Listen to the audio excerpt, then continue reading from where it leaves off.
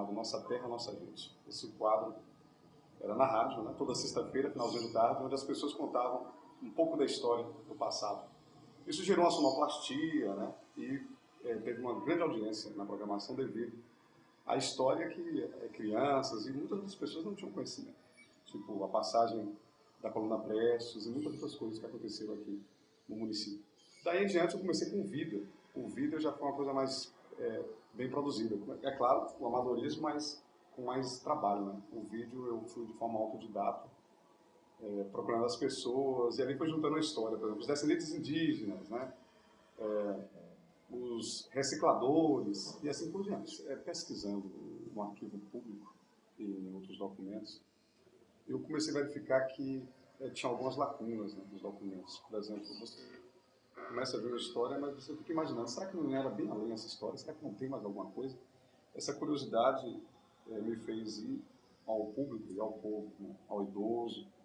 E eu acabei verificando que, depois dessas entrevistas, né, você investigando, conversando com outras pessoas, um pouco mais simples, você vê que quem realmente faz parte e fez parte dessa história, muitas vezes não é lembrado.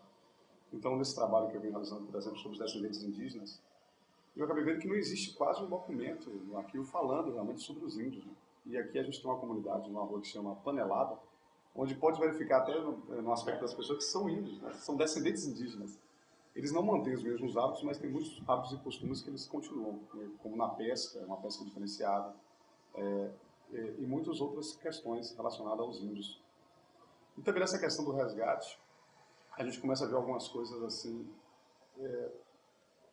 Por exemplo, existia um pelourinho ao lado do fórum, onde negros apanhavam, e hoje você vê uma estátua na praça homenageando o Bandeirante, enquanto o negro, né, ainda continua aí à margem da sociedade.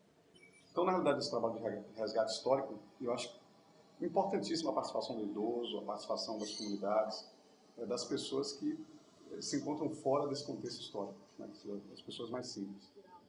Eu acho que não só a população, mas acho que é um conjunto, população e poder público. Por exemplo, a gente tem uma festa aqui, que é o Carnaval, e eu fiz um documentário sobre o que você não viu e nem ouviu no Carnaval. Por exemplo, nosso Carnaval está sendo um Carnaval de massa.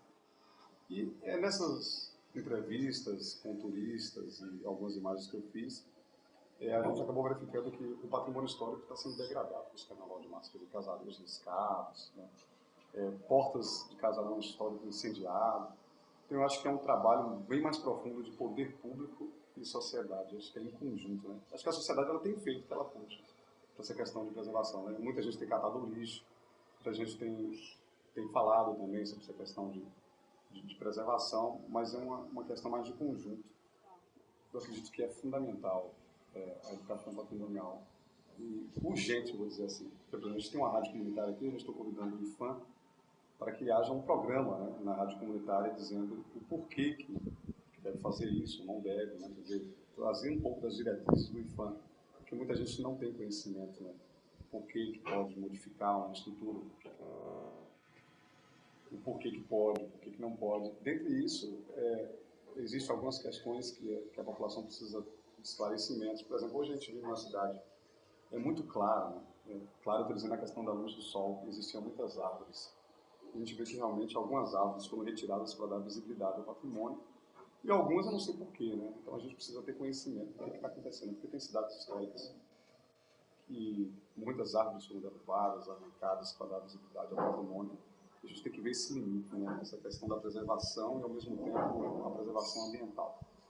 E a educação patrimonial, nesse ponto, é importantíssima a gente entender os limites entre preservar o patrimônio, preservar o meio ambiente, dar visibilidade ao patrimônio, dar visibilidade ou ter um oxigênio melhor, uma visibilidade melhor na cidade, né? Então, a educação patrimonial ela vai vir assim para ajudar a todos e até ter uma participação da comunidade, né? A comunidade pergunta e tem a resposta, ela possa opinar também, de acordo com a cultura local.